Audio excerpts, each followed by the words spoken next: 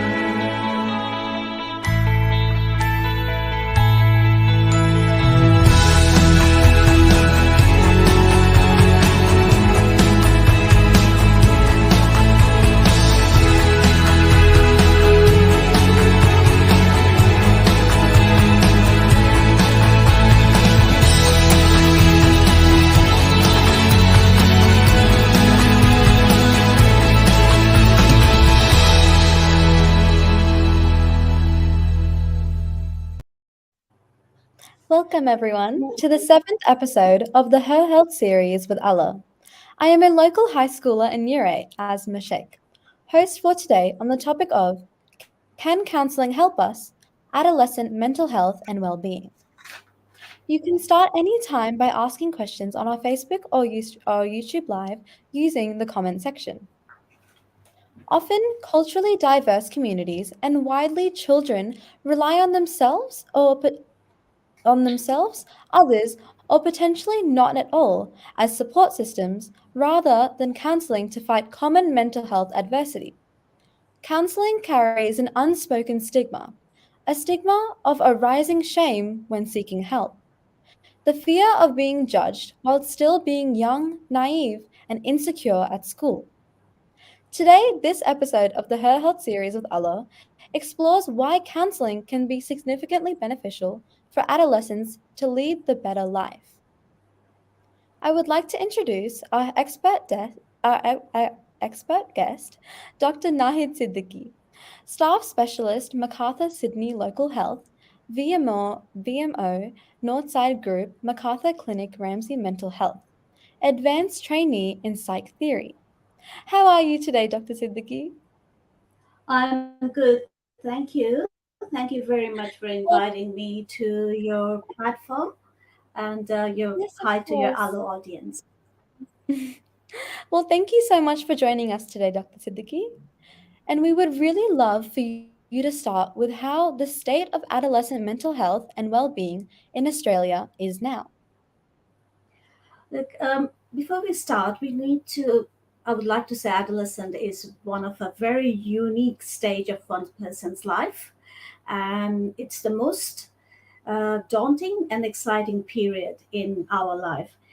And adolescent people are usually defined between the age of 10 to 19, up to some services include up to the age of 25. Um, Adolescent services are very significant, and adolescent mental health is also very important because we see two-thirds of mental health emerging during this adolescent period, and also between the age of 5 to 19, suicide is the still very highest rate among this population group, as well as it is statistically quite scary to hear that 1 in 5 adolescents will have some sort of a mental illness. So it is really a very, very important period for our development as well as prevention of any sort of mental health problems. Yes, that's very unfortunate to hear, but hopefully with more broadcasts like these, we can help spread the word and normalize counseling and show the really good benefits of counseling and how we can help society as a whole. So please explain to us more what is the state of adolescent mental health and well-being in Australia now?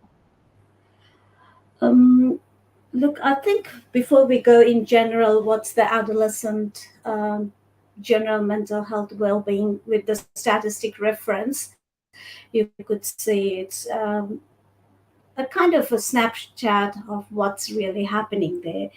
I would like to give a little bit of background what adolescent people go through, or what is the adolescent phase entails. Adolescent is a period where the person is standing between childhood and adulthood. So it's almost like a no man's land. The school kind of finishes, then there comes a pressure of training and starting to train, education, enter workforce, become responsible. So there's a huge change during that small period of life. And there's specifically, there's about five characters we see.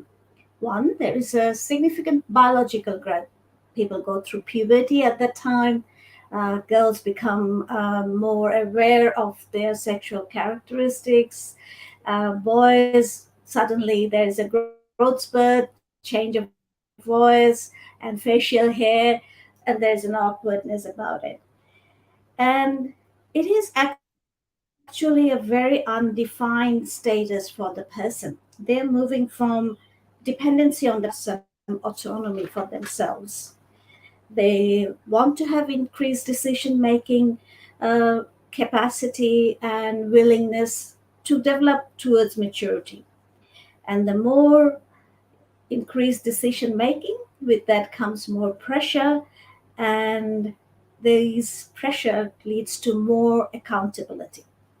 And another big thing that happens is it moves from family being the major social structure of support to towards the peers becoming a major social support. And it can be quite challenging for the family to see that transition, as well as for the child, how to negotiate this individuation separation from the family. And this leads to a search for themselves. They want to know who they are, what's their value, what is important. Is it similar to the family they've grown, or is it different? And if it's similar, that's easily transitioned. But if it's different, then the transition path becomes a bit more challenging. So the attitude and perspective changes. Each individual negotiate at different pace. Some go through it smoothly without even realizing it. And some adolescent will feel that they are living in a crowd in the family, and the family feels they're living with a stranger. So that is the basic sort of transition challenges adolescent faces. And big change that another happens is cognitively. Before adolescent, we were the main concept is concrete, like it's either good or bad, or it's black or white. But when they're coming towards 13, 14, 15, abstract thinking ideas starts to come in, thoughts become gray, and also there's a tendency towards idealization that, you know, it has to be ideal, I have to be ideal, and I have to be the perfect person. It's almost like adolescents need to perform in a private world to the, unknown audience. That's why we see girls becoming more attentive, how they present. Boys become also quite tentative. You would hear a lot of parents will keep on saying how much time each adolescent is spending in front of the mirror. But this is part of presenting themselves and kind of playing in an audience. And the psychological change is for them, there's a big change. For them, rules are changing from time to time. As a child, there was one set of rules. The more they are becoming older, another set of rules comes in. Family and society will want them to take more responsibilities, and this person will then have to follow certain standards and behaviors that has to be maintained. And the biggest part is the adolescent is then supposed to be accountable. both in social level and legally as well. When they become 18, they become accountable. And the method of learning through this time is success and failure. If success happens, that boosts that person, gives confidence. But these young people haven't had much life experience. There will be mistakes. And when these mistakes happen, it can be very devastating, very much broken heart. And that's the time the negotiation and support needs to happen. So it's not surprising that, you know, the anxiety and depression is the commonest mental illness we find. And that is the biggest defined illness what we have been seeing. And and it also leads to, because the rules are changing for them so quickly, some people find it difficult, and they're not tolerant to very much changes. And this intolerance comes across as, moodiness, mood fluctuations, or anger outbursts, or behaving in a way which is very alien to the family or the friends. It's because the inner frustration they do not know how to express. Some externalize it, some keep it within themselves, and that's the time they isolate and have depression. I'm sorry, that was a very long winded answer. No, of course. Thank you so much for sharing because Asma, I did think that's really we? important, especially in this generation. So, thank you so much for sharing, and also talking about this transition from coming from a very young child during this transition into becoming into new rules and into becoming of more responsibility, and especially this pressure Mhm. that builds. So, I'm asking you now, especially after COVID-19, how has this influenced the pressure on adolescents, and what does that impact on the relationships with their family and with their friends and at school? I'm glad you asked that questions, because recently there has been a Mission Australia study done, which was based on questionnaire based response. And we find that adolescents were 40 times more impacted than the adults. And their primary concerns were very, very kind of predictable, but in another sense, very reflective of the stage they go through.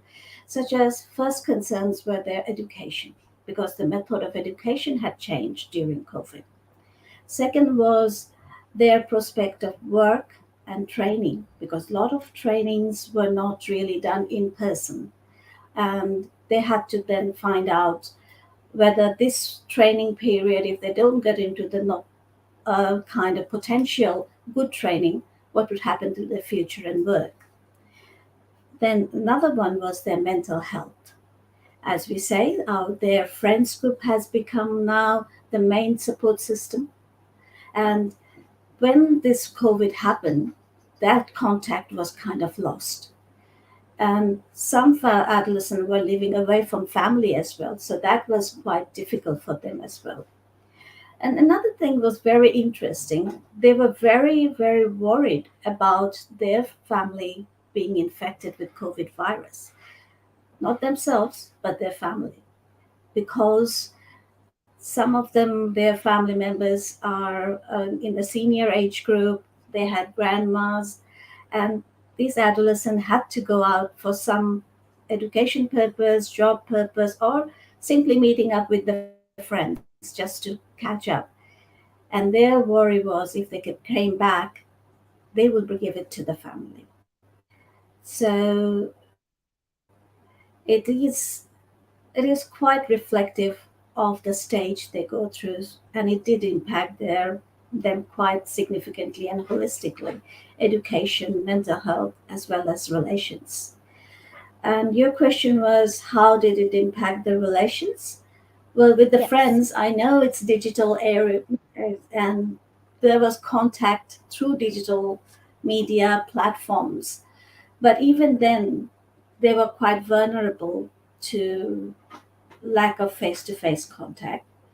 And the friends group was, though virtual, they also made them vulnerable to virtual negative stuff as well, like bullying and also isolation. So it was quite significantly, a lot of adolescent people were feeling very lonely. Well, absolutely. That makes As much sense, and I can definitely relate as I've gone through the whole online school and watching many of my friends grow up because I am currently in this transition period, and t- and hearing yeah, what you have to say, I can see very often in all of my classes, and talking more about this built up pressure and how my kids around my age have been feeling, a predominant challenge that we see very often in my generation is now stress. So, as a person like me who is beginning to get further and further into high school, what can I and everyone else do to reduce stress? And how exactly do we know when to seek professional help through counseling? yeah, it's very, look, I really appreciate your open answer. And first of all, what I think is helpful is just what you did,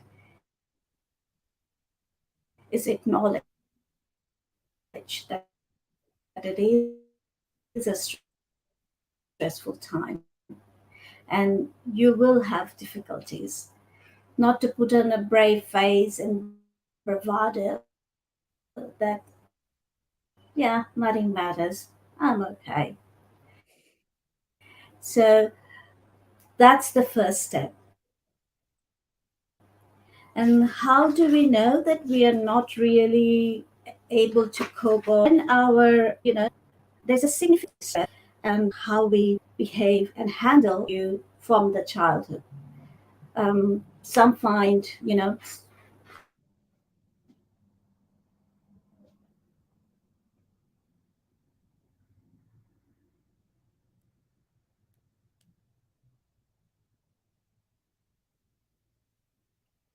Oh no, I'm sorry.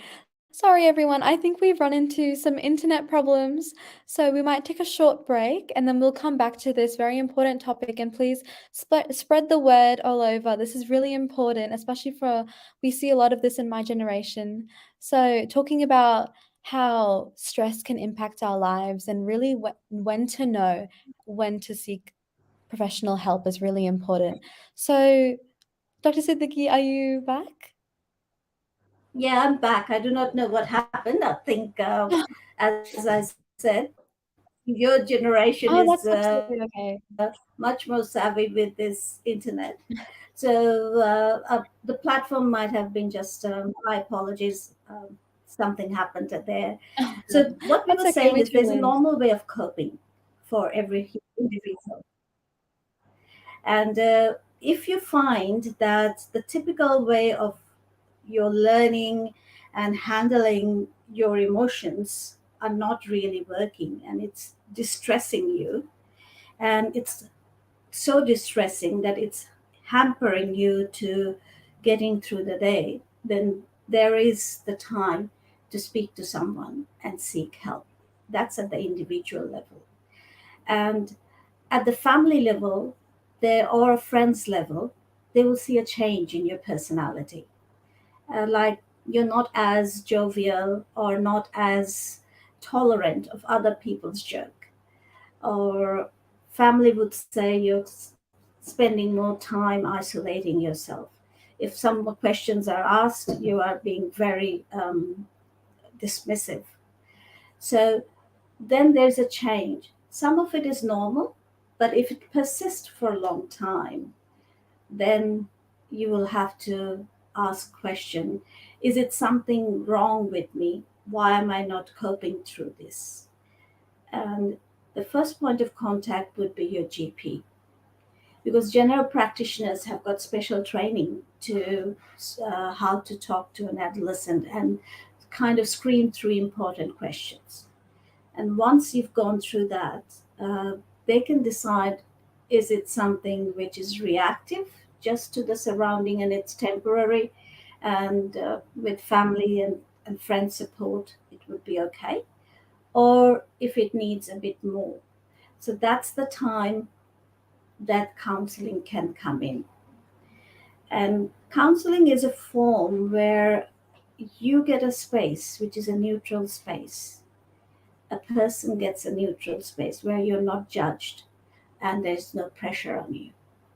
So that's where you can voice your concerns without being feeling I'm inadequate. And that's why counseling then gives you an outlet. There are a few forms of counseling methods which is commonly used.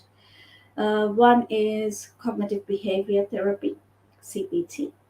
It looks at the one's thought, how it is not really um, helping them at the time, and how it is influencing the behavior. Second is interpersonal therapy, is how interactions with another people is impacting your mood or an adolescent's mood and how you're taking it. So that's focuses on the communication and how interact with other people and resolve the unhealthy interpretation. And thirdly is DBT, dialectical behavioral therapy, which teaches you how to relax, be mindful, be in the present, then how to tolerate difficult situations, not making it worse. And interpersonal effectiveness is the important one, where you manage and learn how to express your emotional needs without being, you know, coming across as demanding, and but also being respectful and the other person seeing you respectfully. So there are other ones as well, but these are the main three therapies which usually help a young person to transition or tackle the journey. Yes, absolutely. You're absolutely right. And there are many resources out there that if people wish to reach out, there's always great resources like Kids Helpline or Headspace National Youth Mental Health or Reach Out Beyond Blue and many more like this that can definitely help out. And moving on from what you're saying about how counseling can help, myself being a young person from a different culture, counseling does not abide to at least our culture's norms. Thus, like young children like me don't see the many benefits it can have. So, Dr. Siddiqui, I ask you, how can counseling help? And all of these counseling methods that you've explained, how do they help us? Coming from a different cultural background, we have another layer to negotiate. Most cultural background and being a minority in a different culture, we tend to band together. And what's the biggest challenge we have is our identity is linked with our family. So we are somebody's daughter, we are somebody's sister, we are somebody's, you know, so wherever we go, our identity in a way is predetermined by others because you're so and so's daughter. And a person, an adolescent who's trying to have this identity of their own, it's quite a big challenge because they may not align with the family as well as much as others think. But to express that, it's a big sort of negative impact. So, counseling, as I was saying, when you're finding your functioning is becoming difficult because of these differences and conflicts between the values and the situations in the home or in being in this cultural situation where you cannot express yourself, you cannot, you know, idealize, or you cannot develop some views because it's contradicting with your cultural view, then it becomes very, very conflicting and difficult subject to negotiate. That's where the counseling comes in, because counselors would be neutral, they don't have expectations, and they understand the cultural identity we carry with us and how to cohabit with this identity and also develop ourselves in that is a very unique sort of skill. And as you are living in an multicultural, diverse sort of environment, you will act differently to different situations.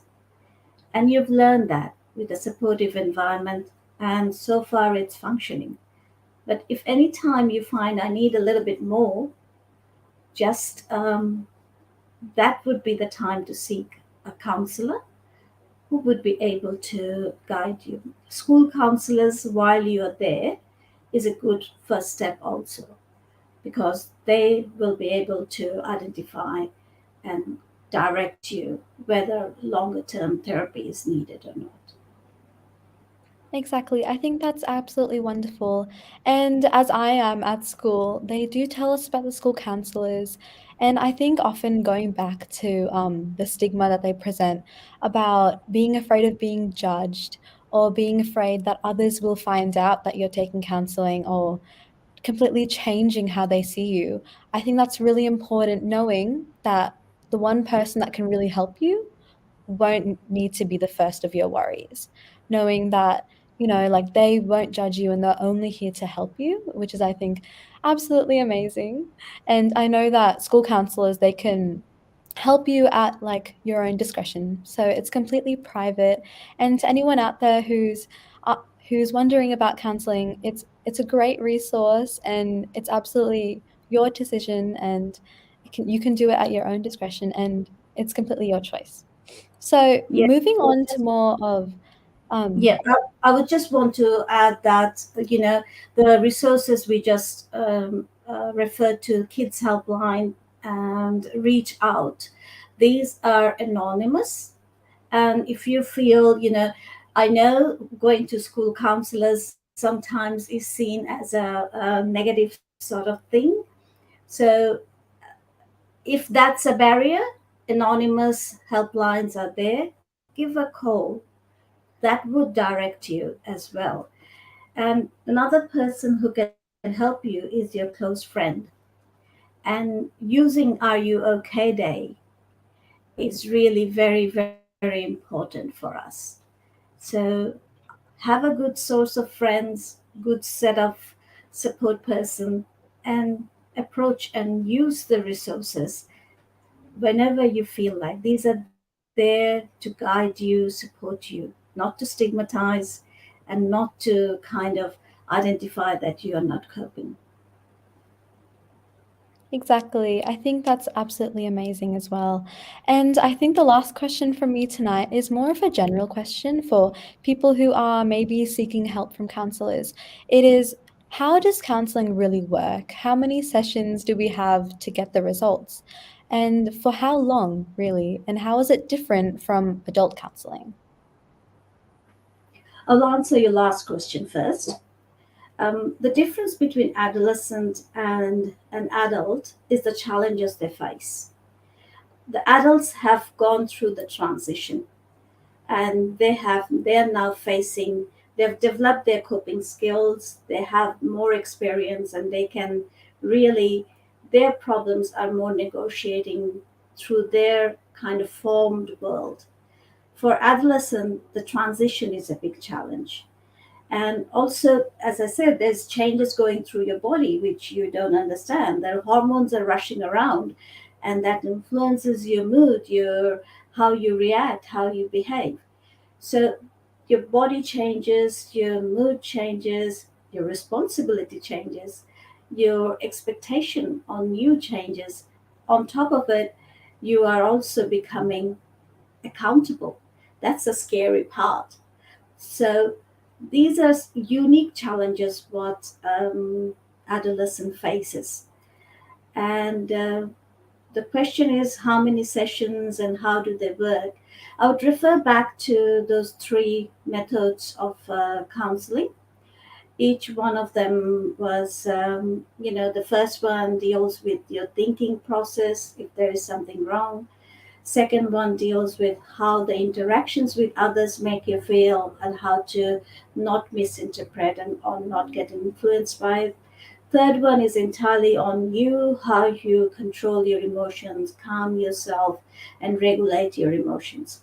The sessions and durations actually vary on the individuals, how much they are able to take on, how long they need to learn the skills, or how long they want to keep on doing this. These are structured therapy, usually lasts between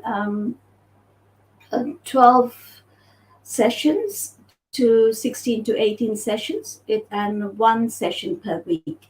That's a kind of generalized way, but as I said, it can be spread it longer or made it shorter depending on the person's problem and capacity and availability. Nowadays, getting a counselor on weekly basis is also a big challenge.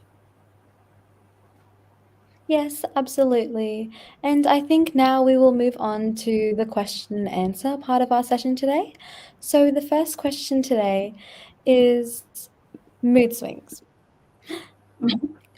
Mood swings among kids. How could parents handle it?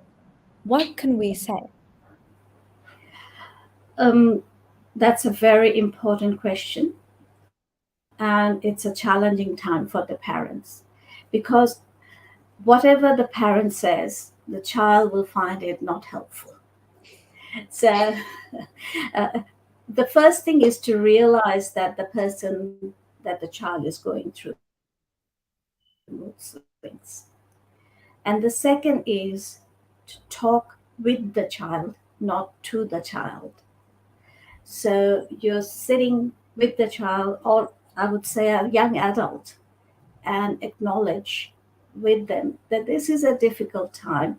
And yes, you don't understand. Your parents are not understanding it, but we are here to help.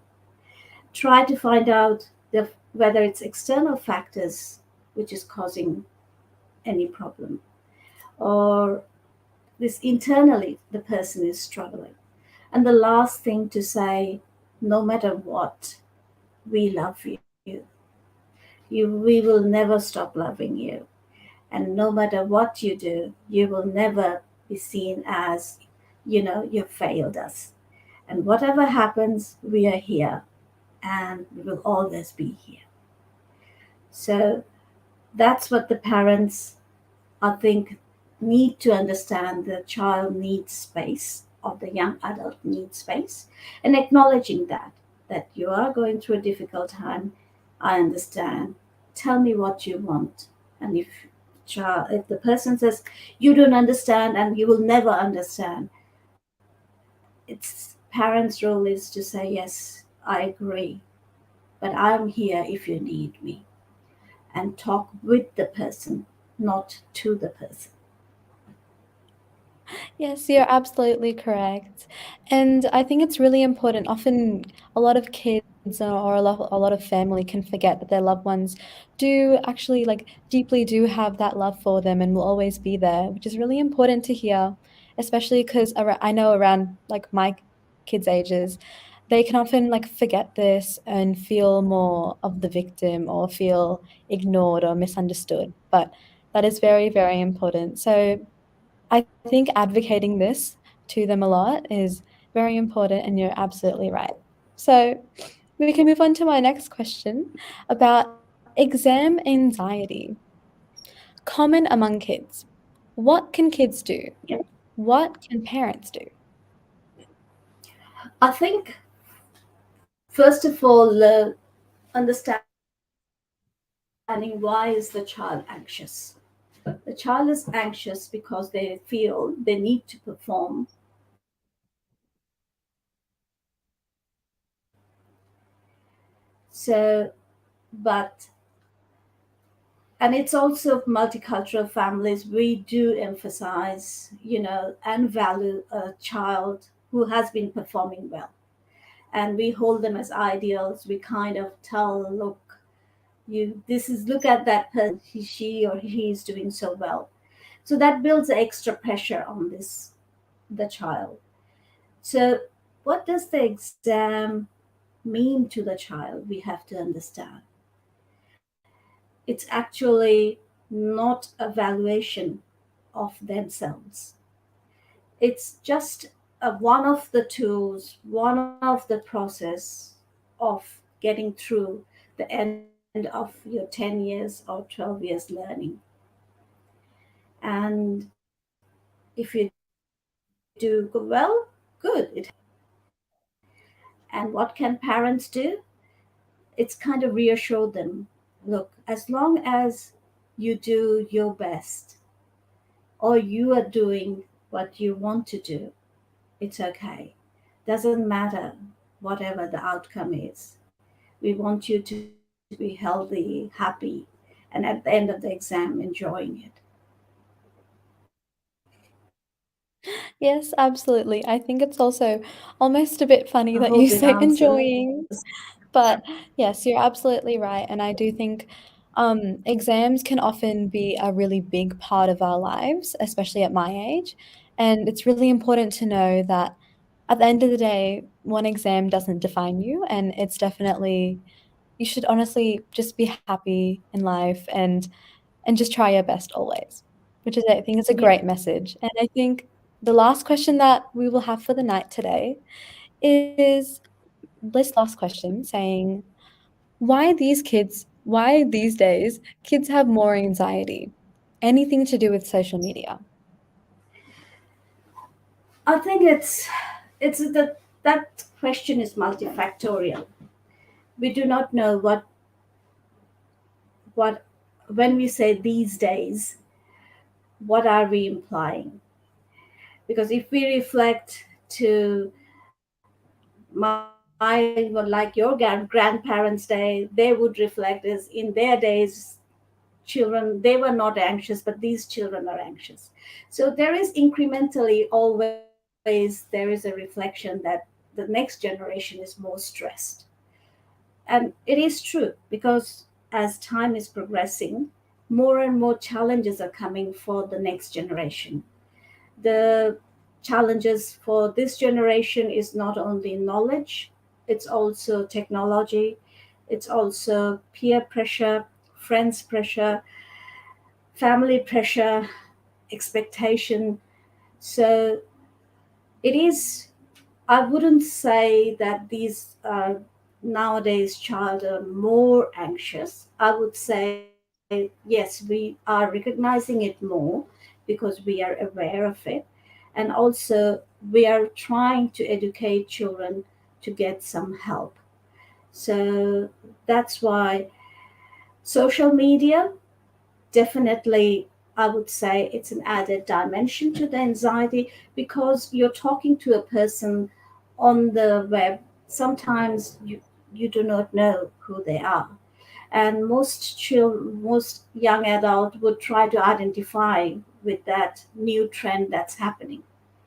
And that trend is not reflected in their previous generation of the parents. So there's no way of discussing these things with them. And social media has positive and negative impact as well. Positive impact is there, a lot of these help groups are on online platform and digital media. There are memes there. There is a lot of interactive programs there, which are kind of standardized. So I I would reserve my comment by saying, look, I can't blame social media apart from saying it has added another dimension which the adolescent has to negotiate through as well. Well, thank you so much for today. And I think that was an absolutely great answer. And I think today that we have gone over so much and advocated so much, and really explain to everyone what counselling is really about. So, thank you once again for your time today, Dr. Siddiqui, to help us think about the adversity adolescents can face, whilst also helping break the barriers against counselling. And of course, you can always watch any of our Her Health series on on our YouTube page or on our Facebook page. So, thank you to all our listeners for staying with us and for all of your questions. Please spread the word Thank to you, your friends, Asama. family, and peers. Thank you, Asama. Until You next did very time. well. Thank you so much. Thank you. You too. You are absolutely amazing. And I think you also have a great message. So thank you. And until next time, this is Asmaa Sheikh signing off from the Alo team. Thank you.